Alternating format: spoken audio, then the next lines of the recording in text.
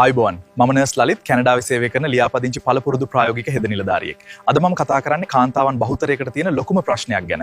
ඔබ කොතරම් උත්සාහ කළත් අම්මා කෙනෙක් වෙන්න පරක්කු වෙන්නේ ඇයි කියලා අද මම ඔබට පැහැදිලි කරනවා. සාමාන්‍යයෙන් දරුවෙකුගේ පිළිසිඳ ගැනීම සහ වර්ධනය සිදුවන්නේ ගර්භාෂය තුලයි.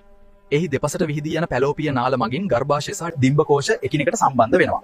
ගර්භාෂයේ ඇතුළතම ස්තරය අපි හඳුන්වන්නේ එන්ඩෝමෙට්‍රියම් කියලා. මේ පටක ස්තරයේ ගර්භාෂයෙන් පිටත විශේෂයෙන්ම ඩිම්බකෝෂ මත අසාමාන්‍ය ලෙස වර්ධනය වීම තමයි එන්ඩෝමෙට්‍රියෝසිස් තත්ත්වය ලෙස හඳුන්වන්නේ. ගර්භාෂයෙන් පිටත බොහෝ දෙනා පවසන චොක්ලට් ගෙඩි ඇතිවීමට ප්‍රධාන හේතුව මෙයයි. ස්වභාවික ඕසප් චක්‍රයේදී සිදුවන්නේ පිළිසිඳ ගැනීමක් සිදු නොවූ විට මේ එන්ඩෝමෙට්‍රියම් පටකය ගැලවි රුධිරය ලෙස ශරීරයෙන් පිටවීමයි.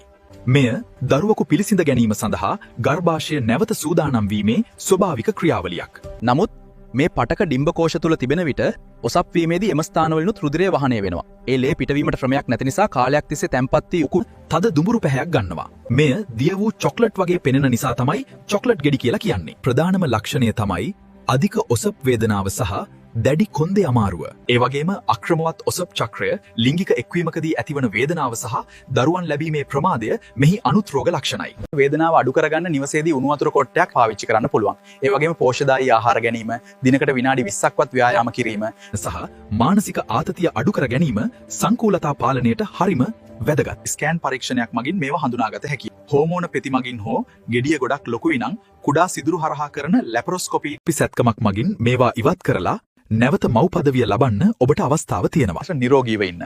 මතක තබා ගන්න අධික ඕසප් වේදනාව සාමාන්‍ය දෙයක් නෙමෙයි. මේ වීඩියෝ වැදගත් කියලා හිතනවා නම් අපේ පිටුව ෆලෝ කරලා තව කෙනෙක් දැනුවත් කරන්න ෂෙයා කරන්න. මම නර්ස් ලලිත් කැනඩාවේ සිට. ආයුබෝවන්.